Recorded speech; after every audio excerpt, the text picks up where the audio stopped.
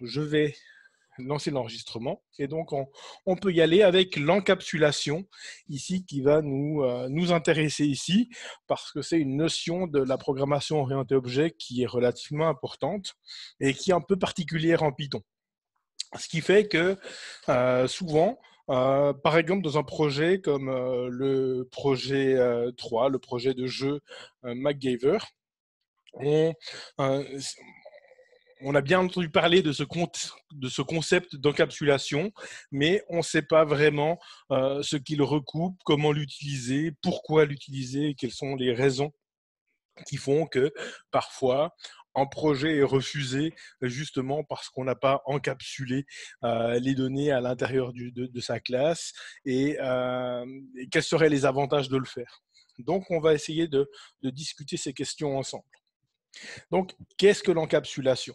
Tout d'abord, encapsuler les données dans une classe va de pair avec la nécessité de créer une abstraction avec une classe. En effet, lorsque je crée des classes en Python et dans d'autres langages, en fait, dans n'importe quel langage orienté objet, lorsque je crée une classe, je cherche à créer des abstractions. Créer des abstractions, ça veut dire créer des objets qui représentent des entités du domaine de mon problème. J'ai ouvert, j'ai vu ta tête, ta photo que tu avais prise hier. Je suis. What? Attendez, je vais couper les. Attends, Hop, voilà. Je coupe les micros qui sont ouverts par erreur. Et donc, du coup, l'idée ici, c'est de représenter des choses du domaine de notre problème. En effet, en tant que développeur, vous allez être amené à résoudre des problèmes dans le domaine de la restauration, puisqu'on parle sur le parcours d'OC Pizza, par exemple. Vous allez être amené de résoudre des problèmes dans le domaine de l'aviation, du fonctionnement d'une salle de cinéma, du fonctionnement interne d'une entreprise, etc., etc. Et chaque fois que vous aborderez un nouveau domaine, vous aurez pas uniquement des listes, des dictionnaires, des tuples et des choses comme ça, mais vous aurez des personnes, des pages web, des serveurs, des emails, plein de concepts qui n'existent pas nativement en Python. Et l'idée, c'est justement que ces concepts, on puisse leur fournir ce qu'on va appeler une interface publique, c'est-à-dire qu'on va se dire, OK, imaginons que j'ai une personne. Donc ici, imaginons que je manipule une personne, je peux même la manipuler directement par son prénom, et puis je vais pouvoir imaginer ce que je peux faire avec. OK, imaginez ce que je peux faire avec. Et ici, typiquement, je vais pouvoir éventuellement non seulement accéder à des attributs de cette personne, comme la couleur de ses yeux, son nom, éventuellement son numéro de téléphone, son adresse email ou des choses comme ça. Donc, plein d'attributs qui vont représenter cette personne ou les données qui sont liées à cette personne. Je vais également pouvoir éventuellement demander d'accomplir des actions sur cette personne, par exemple le contacter par email ou éventuellement le supprimer ou éventuellement d'autres choses. OK ? Par contre, je voudrais peut-être pas aller trop loin dans les suppositions que je vais faire sur le fonctionnement interne de ma classe. Par exemple, on pourrait imaginer que j'accède à l'adresse de ma personne et qu'à l'intérieur de cette adresse, j'ai éventuellement un dictionnaire dans lequel je peux avoir le nom de rue, par exemple. Et à l'intérieur du nom de rue, je peux avoir le en qui me donne le deuxième élément qui serait le numéro. Donc j'ai la rue, donc le nom de la rue éventuellement, l'élément. On peut imaginer là derrière que j'ai une classe quelque part personne qui possède, donc la personne ici est représentée via l'instance que j'en ai faite. Donc ici, la face cachée de mon code, c'est que j'ai une classe personne. Alors j'ai promis que j'allais essayer de coder plus en français dans mes webinaires, donc on va essayer. Donc ici, une classe personne avec plein de choses à l'intérieur. Pour l'instant, je vais juste mettre passe. Je vais créer Thierry de cette manière-là en l'instanciant. Et pour l'instant, je l'instancie sans argument. Donc à partir de là, j'ai un objet. Cet objet n'a juste pas, pour l'instant, d'attribut adresse. Cet attribut ici, on peut suggérer que c'est éventuellement un dictionnaire qui contient une clé nom de rue et éventuellement, donc nom de rue est splitté en deux parties, le nom de la rue et le numéro. Ça peut poser problème puisque c'est typiquement une construction que je vois énormément au P3 et qui présuppose une connaissance interne de la classe. Ici, on présuppose effectivement qu'au sein de notre classe, j'aurai éventuellement une adresse qui est implémentée sous la forme d'un dictionnaire. Alors, on pourrait imaginer que je passe une adresse ici physique directement sous la forme d'une chaîne de caractères et que cette chaîne de caractères est analysée et puis qu'à l'intérieur, j'ai en self adresse égale self.analyser adresse. Donc c'est du pseudocode. J'aurai quelque part une méthode que je vais appeler privée ici, qui me permet d'analyser l'adresse, adresse et de la transformer en dictionnaire.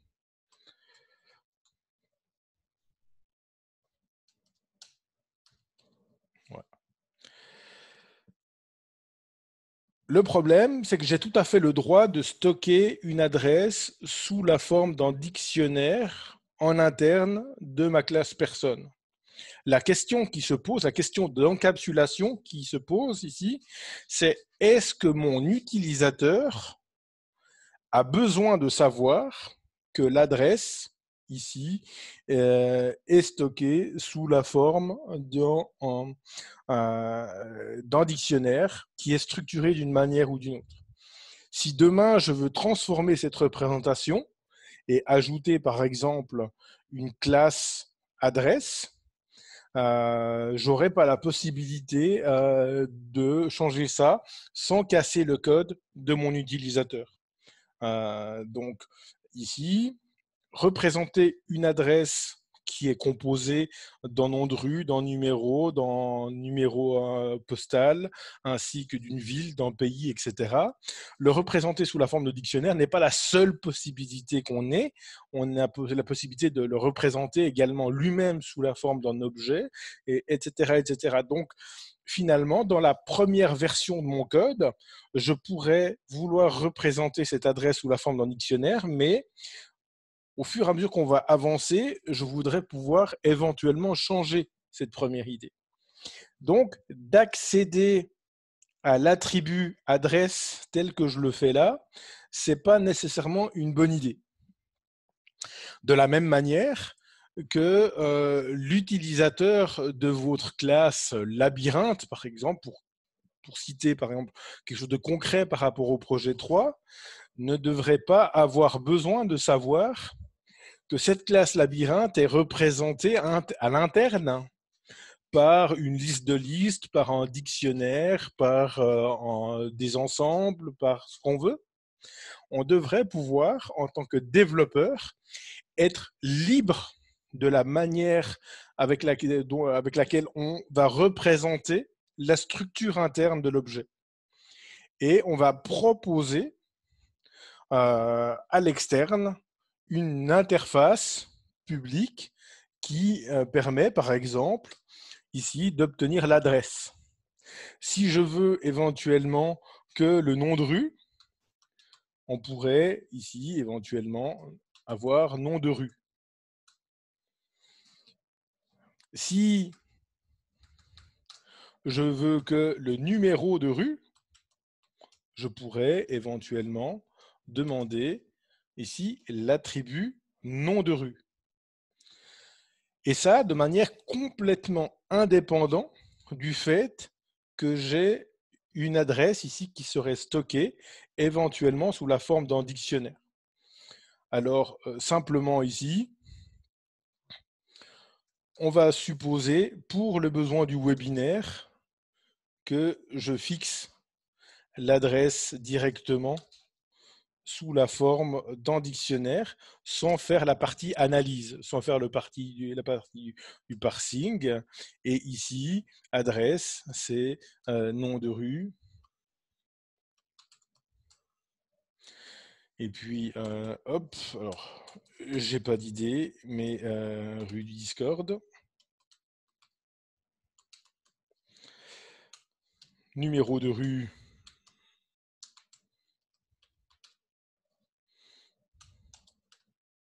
Alors, 11. Allez, numéro postal. On va l'appeler zip. Et éventuellement, dans tous les pays, ce ne sont pas des chiffres, donc on va le faire comme ça. Et ville, ici, hop, je pars en Suisse. Voilà, donc ici, je veux complètement cacher le choix que j'ai fait en représentation interne ici. Et la première des choses qu'on peut mettre en œuvre va être d'éventuellement vouloir interdire l'accès de notre public déjà à ce dictionnaire-là.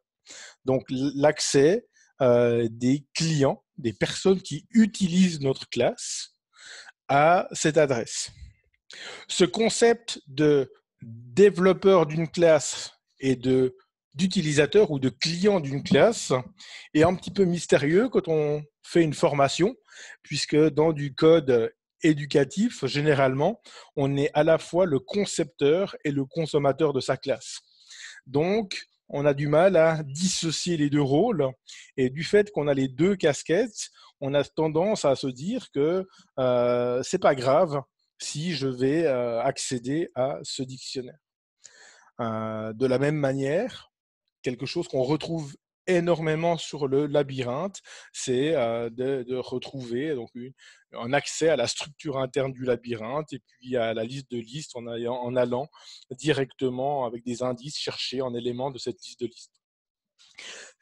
Si on prend l'habitude de casser à ce point l'encapsulation, c'est prendre de gros risques sur les évolutions futures de notre classe, puisqu'on n'aura pas le moyen de s'assurer des modifications futures sans casser du code. C'est comme si je commençais, à la place de conduire avec le volant de ma voiture, j'essaye de conduire avec des éléments du moteur ou d'essayer de bricoler quelque chose. J'ai aucune assurance que mon bricolage de fortune fonctionnera avec les prochaines voitures que je vais m'acheter. Donc voilà. Alors déjà, encapsulation. Ici, il y a deux possibilités de cacher à l'utilisateur cet attribut. Le plus restrictif, c'est le double underscore. Donc, c'est techniquement ce qu'on appelle un attribut privé.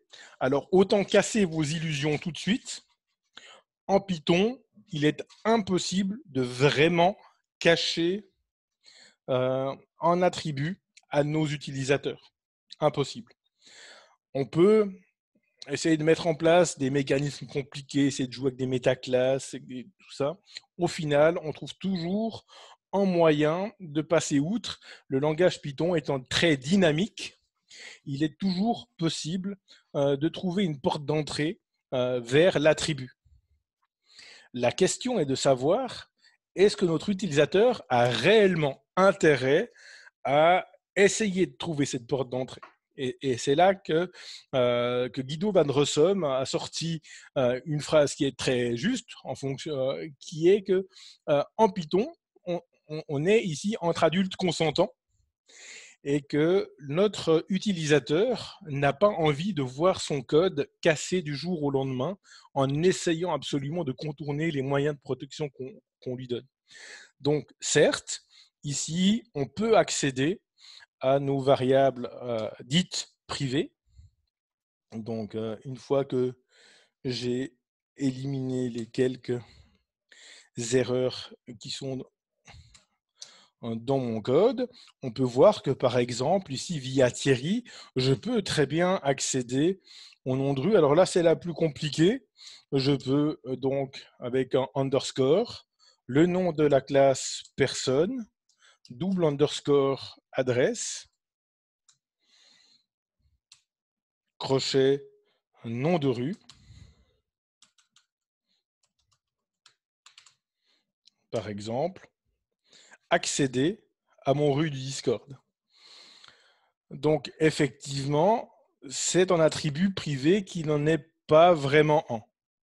De nouveau, la question est, est-ce que mon utilisateur a réellement intérêt à se dire, à faire cette conversion mentale et à vouloir volontairement, en sachant que s'il le fait, son code pourrait être cassé pratiquement du jour au lendemain dès que moi, concepteur de la classe, je désire remplacer ce dictionnaire par une instance de la classe adresse, par exemple. Donc, je pourrais très bien, du jour au lendemain, faire ce genre de choses.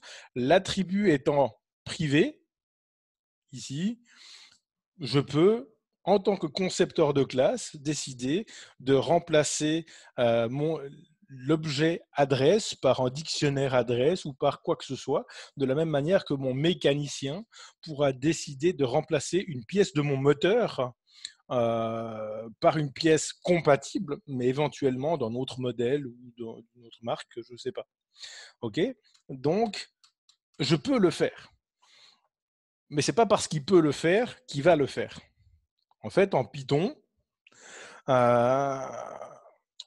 comme on peut très bien y accéder,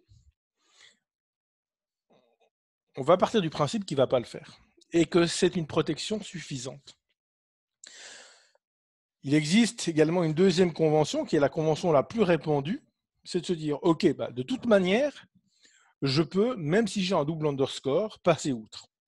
Donc, autant ici n'utiliser qu'un seul underscore, qui signifierait quelque chose comme protéger. Donc, c'est interdit d'accès, mais un petit peu moins restrictif que la notion de privé. C'est interdit d'accès. Et bien sûr, ici, si je fais ceci, je peux encore plus facilement y accéder. Et j'accède ici à la structure interne de l'adresse de ma personne très facilement. Seulement ici, le underscore joue le rôle d'un signe distinctif.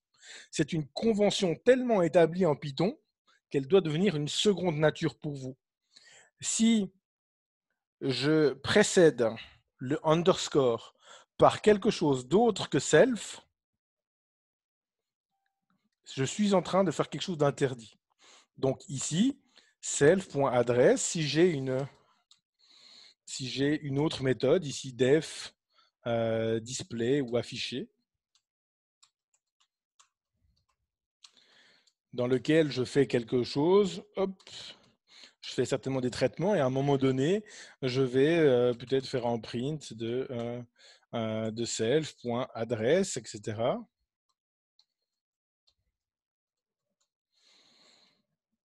Ici, de nouveau, j'ai le underscore, mais je suis précédé par self.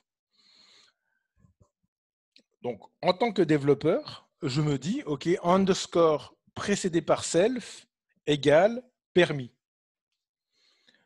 Par contre, ici, en tant que développeur, je me dis underscore précédé par un objet qui ne s'appelle pas self, interdit. OK?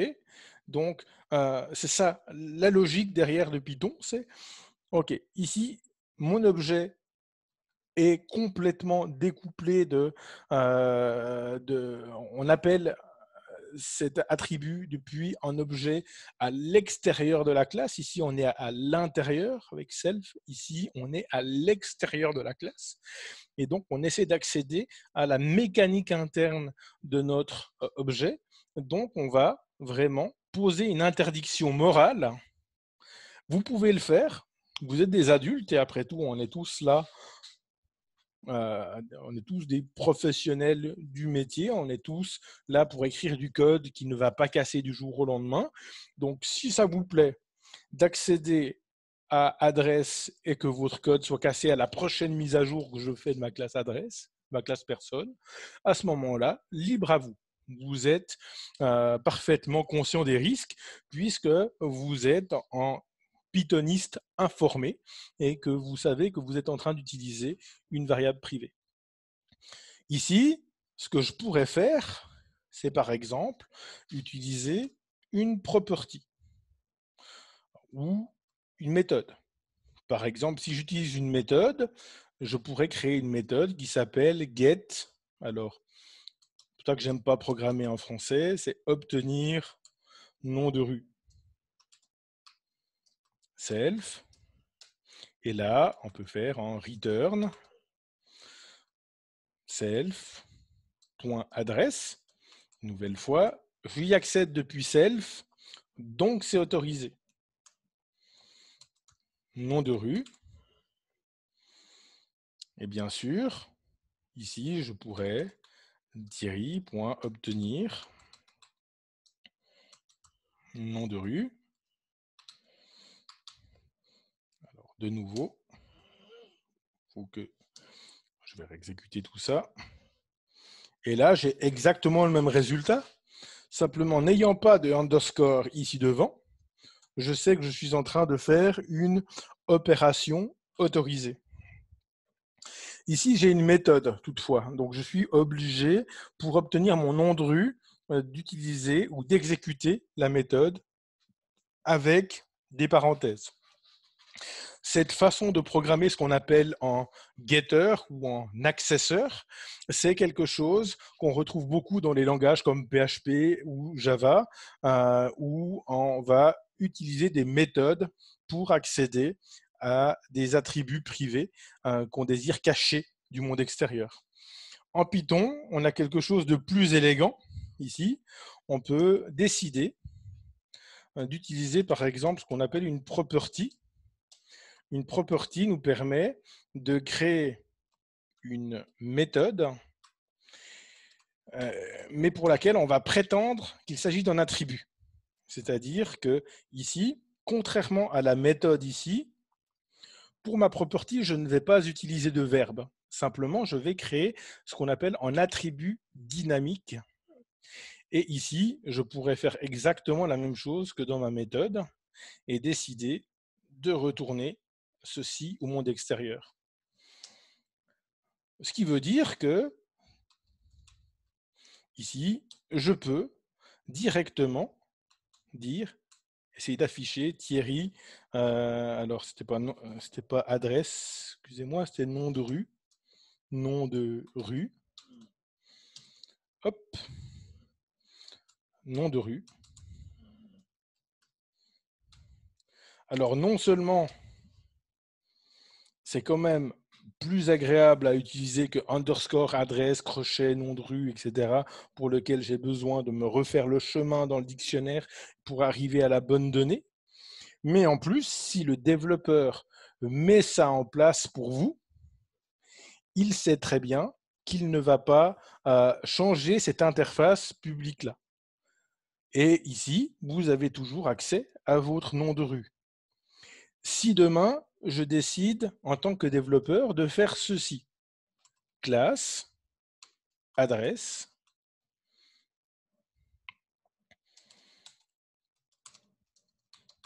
Hop.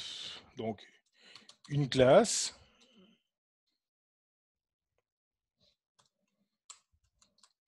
Et cette fois, donc, rue,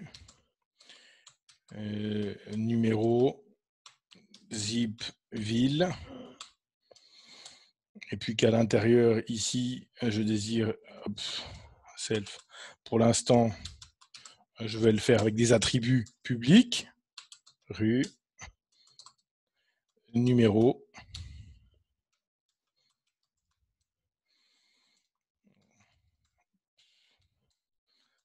zip.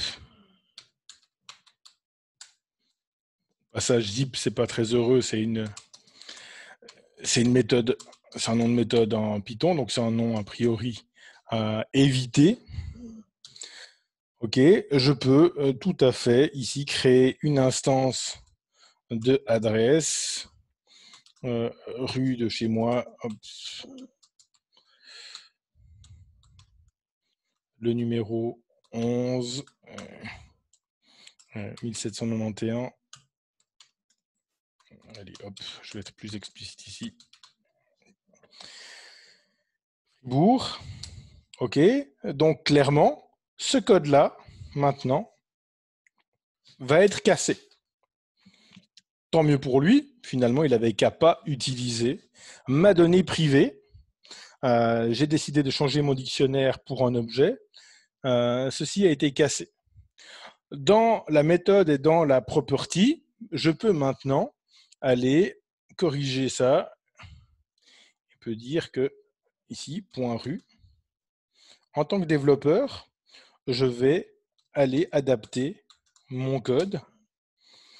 Et donc, celui qui a décidé de transgresser l'encapsulation est puni. Celui qui a décidé de la respecter est récompensé, puisque le fait d'avoir utilisé l'interface publique de ma classe, à savoir la property que je lui ai mis à disposition, voire la méthode qui est plus verbeuse et moins descriptive. Donc, si vous préférez la méthode, utilisez la méthode. Si vous préférez les properties, utilisez les properties. Mais l'idée ici, c'est qu'on utilise l'interface publique et le code que j'écris là, malgré le changement important que j'ai fait en interne de ma classe, on se retrouve avec quelque chose qui reste parfaitement fonctionnel. Vous voyez que je n'ai pas d'erreur dans mon code, même s'il est très compact, même s'il est très petit, c'est un exemple jouet. On est vraiment sur un système qui n'a pas cassé, malgré le changement important. Et c'est ce qui me fait dire que sur votre classe labyrinthe, aujourd'hui ou dans la première implémentation que vous en faites, vous pourriez tenter d'utiliser une liste de listes pour représenter votre dictionnaire, mais demain, votre vocabulaire algorithmique pourrait changer, vous pourriez découvrir de nouvelles structures de données et ne plus vouloir de cette structure de données-là en interne, de cette structure interne de votre labyrinthe. Et il est important de cacher cette structure derrière des méthodes ou des attributs. Maintenant, puisque j'ai promis qu'on resterait dans la demi-heure et qu'on va y rester, on va juste voir maintenant si je décide de changer du coup mon adresse. Effectivement, je pourrais, comme ici, aller commencer à changer l'adresse et puis essayer d'y accéder de manière très irrespectueuse de l'encapsulation en allant ici dire que mon adresse est le chemin des Rosiers. Voilà, par exemple. Hop. Donc là, ça va continuer à casser parce que, bien sûr, la structure de données interne a changé dans mon système. Et moi, ce que je vais faire ici, c'est que si j'ai décidé d'encapsuler, mais de donner la possibilité à mon utilisateur de modifier l'adresse, on pourra modifier le nom de rue. Donc, n'hésitez pas, vous voyez, c'est rapide de créer ce genre de... Et puis, on va effectivement faire en self.adresse ici, et puis on va les modifier rue. Et dans la modification, on va ajouter une nouvelle valeur. Et la rue, on va lui donner une nouvelle valeur.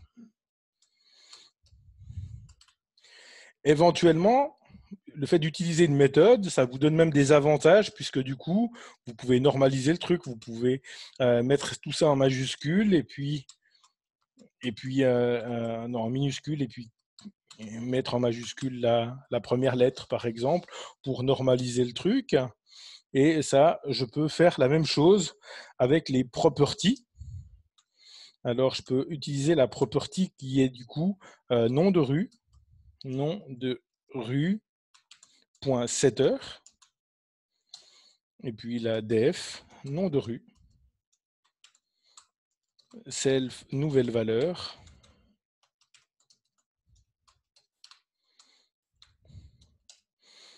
et puis là, je vais juste copier ça. Donc, même chose. Ça continue de ne pas fonctionner. Par contre, je peux très bien maintenant dire Thierry.nom de rue égale chemin des Rosiers. Si je le fais et que je vérifie ensuite, je vois que ça a bien été modifié. Si je mets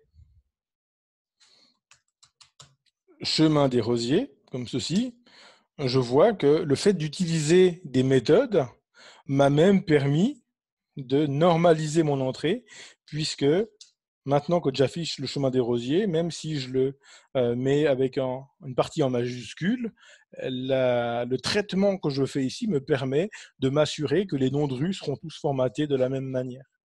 Donc ici, on voit que l'encapsulation, ce sera le mot de la fin pour moi, nous permet de cacher la représentation en interne. Ici, je peux utiliser un dictionnaire, je peux utiliser une adresse sous forme d'objet, je peux utiliser une liste, simplement une liste où le premier élément serait la rue, le deuxième serait le numéro de rue, ensuite le numéro postal, etc. On peut utiliser absolument tout ce qu'on veut. On peut même utiliser plusieurs attributs pour cela. Donc, je peux organiser l'intérieur de ma classe comme j'organise l'intérieur de ma chambre. C'est-à-dire que finalement, vous n'avez pas à savoir comment j'organise l'intérieur de ma maison. Finalement, ce qui vous intéresse, c'est que je puisse fournir des services aux personnes avec qui je collabore. Donc, à ce niveau-là, même chose, on n'a pas besoin de savoir en tant qu'utilisateur de la classe personne comment son petit intérieur est organisé. Et nous, ce qu'on fait, c'est qu'on détermine quelles sont les données qui vont être nécessaires à l'utilisateur de ma classe. Je lui promets, c'est ce qu'on appelle un contrat qu'on peut passer avec lui, ou une promesse qu'on peut passer avec lui, c'est que je te donne accès au nom de rue, je te donne accès éventuellement à d'autres informations, via une interface que je vais appeler l'interface publique. Et cette interface publique, je m'engage, moi, développeur, à la mettre à jour si je change la structure interne. Vous avez vu tout à l'heure que j'avais un dictionnaire ici. J'avais dans la méthode ici nom de rue et dans la méthode obtenir le nom de rue, j'avais du code qui utilisait ce dictionnaire. Quand j'ai modifié ça pour avoir un objet adresse, alors j'ai modifié le code de mon interface publique pour qu'il continue de fonctionner et pour que le code de mes utilisateurs continue de fonctionner. Donc l'encapsulation, c'est un engagement que vous prenez envers l'utilisateur de votre classe, qui peut être vous-même, mais qui lui assure que si vous modifiez l'intérieur de votre classe, le reste du code continuera à fonctionner exactement à l'identique. Donc voilà, si vous avez des questions, n'hésitez pas. Sinon, ceci conclut le webinaire d'aujourd'hui.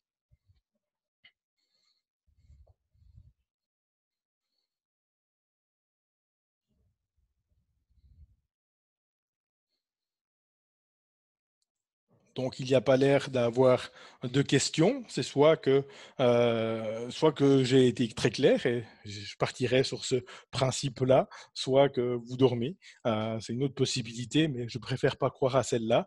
Donc, ici, j'ai pu expliquer le pourquoi on faisait de l'encapsulation. J'espère que ça vous motivera à faire le petit effort supplémentaire qu'il y a à faire malgré tout pour proposer ce niveau supplémentaire d'abstraction dans vos classes à vos utilisateurs ou à vous-même. Pour la suite, ensuite, l'idée, c'est que chaque jour, comme aujourd'hui, je vais proposer un webinaire d'environ une demi-heure. Et demain, nous parlerons des différents outils à utiliser ou qu'il est possible d'utiliser pour garantir la qualité de votre code, la qualité syntaxique de votre code, ainsi que le respect de la PEP8 ou d'autres métriques. Je passerai également une demi-heure à vous expliquer ça et vous expliquer comment intégrer l'outil. Alors ici, ce sera à Visual Studio Code, puisque c'est l'éditeur que j'utilise moi. Voilà. Alors j'espère que ça vous a été utile. Oui. Juste une petite question par rapport. Quel est l'intérêt de ne pas mettre d'underscore alors dans les attributs qu'on définit dans init? Autant prendre le bon réflexe. Alors, en fait, je dirais même que très souvent, on peut ne pas mettre d'underscore dans ce qu'on met dans init. L'idée, c'est de savoir est-ce que je veux encapsuler ou pas. Alors, ici, je pourrais très bien avoir directement mis en nom de rue mon adresse. Je n'aurais pas d'adresse directement, mais j'aurais pris le problème à l'inverse. J'aurais éventuellement créé ici directement un nom de rue ici, ok, et que j'aurais donné. Alors, dans ce cas-là, si je n'ai pas besoin d'avoir une certaine condition, une normalisation, par exemple, si je n'ai pas besoin d'un traitement particulier, qui permet de garantir que les données ont une certaine forme. Si je veux autoriser l'accès en écriture et en lecture, à ce moment-là, je ne suis pas du tout obligé de le faire.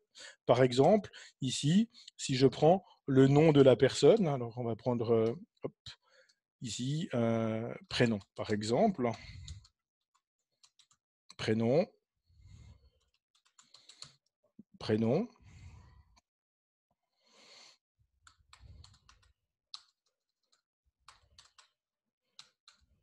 Comme ça. Je peux tout à fait vivre avec le fait de... Alors ici, je peux afficher mon prénom. Bien sûr, je pourrais éventuellement le changer. Et puis à ce moment-là, il va changer. Si je peux vivre avec, dans mon application, le fait que la personne, elle rentre n'importe quel texte, ou qu'elle entre sous n'importe quelle forme, à ce moment-là, je peux très bien utiliser un attribut sans le underscore. J'aurais besoin dans un accesseur, finalement, et dans mutateur, seulement si je veux contrôler quelque chose. Ici, je pourrais toujours l'introduire après coup. Et ça, c'est la vraie puissance des properties, c'est que si tout d'un coup, je me dis « Ah ouais, mais mes utilisateurs, ils commencent à rentrer n'importe quoi, j'ai des prénoms en majuscules, des prénoms en minuscules, etc., etc. » Alors à ce moment-là, à n'importe quel moment, je peux venir faire ceci,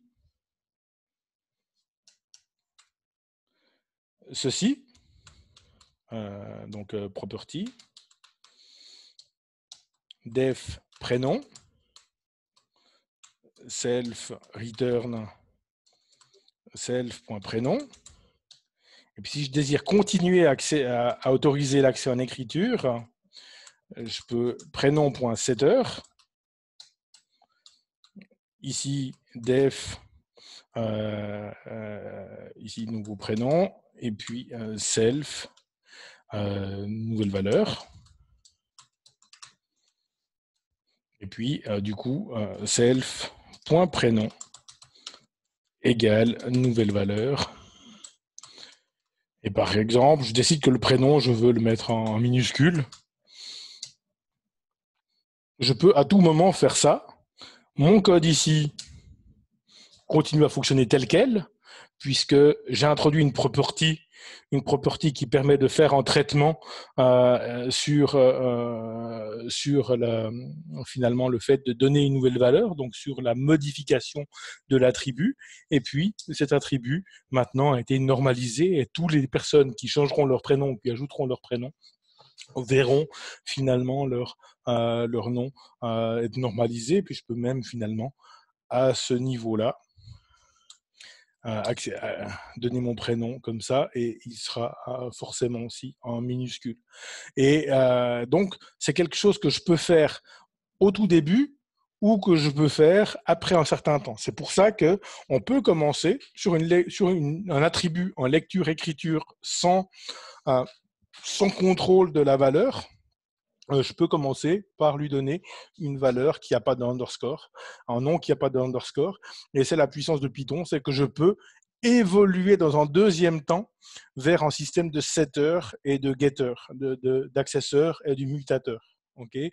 Dans les autres langages qui ne possèdent pas les properties, je suis obligé de passer par des méthodes. Et comme la méthode doit commencer par un verbe, si on veut vraiment que ce soit une méthode, que ça représente une action, et puis qu'une méthode, c'est quelque chose qui, lorsque je l'appelle, a des parenthèses, à ce moment-là, je suis obligé de la créer dès le début dans ces langages-là, parce que la méthode, elle ne s'appelle pas prénom, elle s'appelle obtenir prénom tout au mieux, ou get first name. Et du coup, je suis obligé, dès la création de la classe, de rendre l'attribut privé et de mettre un accesseur et éventuellement un mutateur. Mais les properties me permettent de faire ce passage lorsque c'est nécessaire, pas dès le début. Donc finalement, si au début vous voulez avoir votre attribut privé et juste avant la soutenance, quand vous avez vu que c'est moi le mentor, vous pouvez vite ajouter vos propriétés pour essayer de contrôler les accès. Enfin, le message, c'est que vraiment, vous pouvez le faire quand c'est nécessaire. Voilà. Merci. Et n'hésitez pas si vous avez d'autres questions.